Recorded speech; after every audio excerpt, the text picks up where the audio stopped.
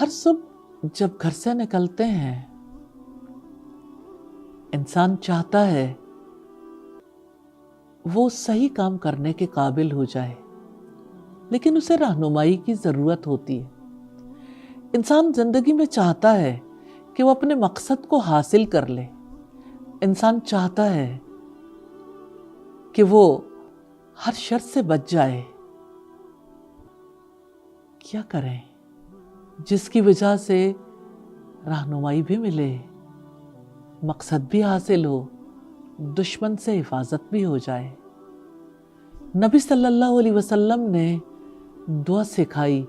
آپ گھر سے نکلتے ہوئے یہ دعا کرتے تھے، بسم اللہ توکلت علی اللہ لا حول ولا قوت الا باللہ۔ اللہ تعالیٰ کے نام کے ساتھ میں اللہ تعالیٰ پر بھروسہ کرتی ہوں۔ کسی برائی سے بچنا اور کسی بھلائی کو پانا فقط اللہ تعالیٰ ہی کی توفیق سے ممکن ہے۔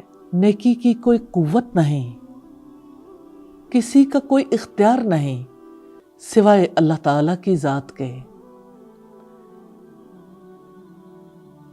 دعا کر لیں۔ دعا عبادت ہے، دعا حفاظت ہے، دعاؤں کا حصار ہے، دعاؤں پر انحصار ہے۔